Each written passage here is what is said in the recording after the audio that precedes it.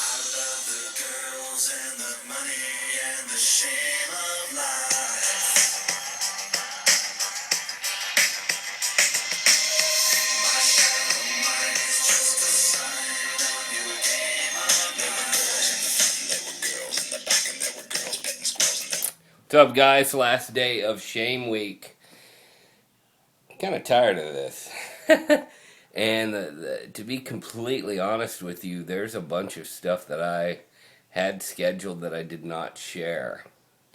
And being a student of communications and mass media, a lot of this was, I was going to get real. A lot of this is stuff that would have kept me out of a job, stuff I just frankly shouldn't be putting on the internet. In fact, in retrospect, I'm wondering if I should have put some of that stuff I did, but whatever, keeping it real, y'all. But I'll tell you guys those stories in person because you're my friends.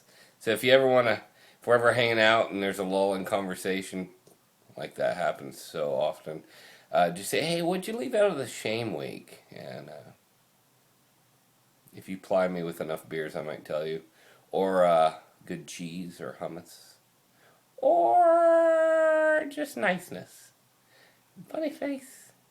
So here's my final one I'm going to tell you guys.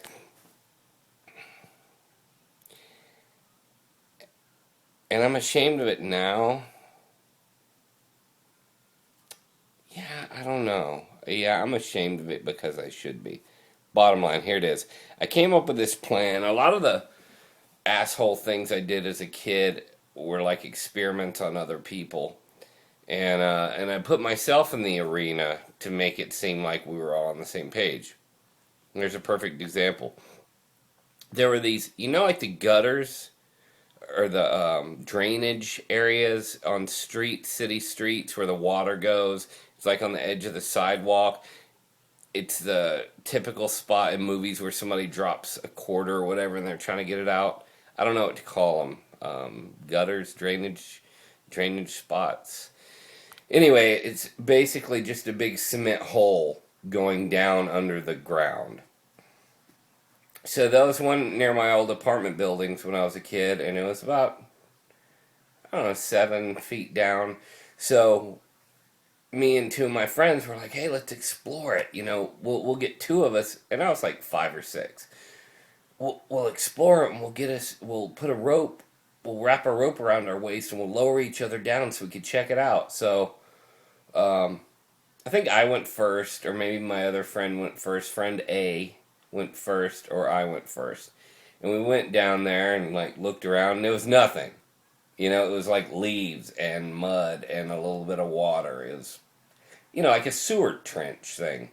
So then I or the other person came up, and my whole plan for doing this was that I wanted to leave Kid B down there and see how much he freaked out. I don't know, terrible, terrible. So the second person goes, he looks around, he's like, I don't see anything. And then we lower Kid B down there, and he goes down, and we're like, oh my God, I think there's an alligator down there. And he's screaming and screaming. And for some reason, we decided to go off and leave him down there. And, it was kind of funny to us to scare him. And we meant to get back and pull him up, but we forgot. So I'm at home eating dinner. It's like 2 hours later. And his parents come knocking on my door. And they're like, hey, have you seen Dustin or whatever his name was?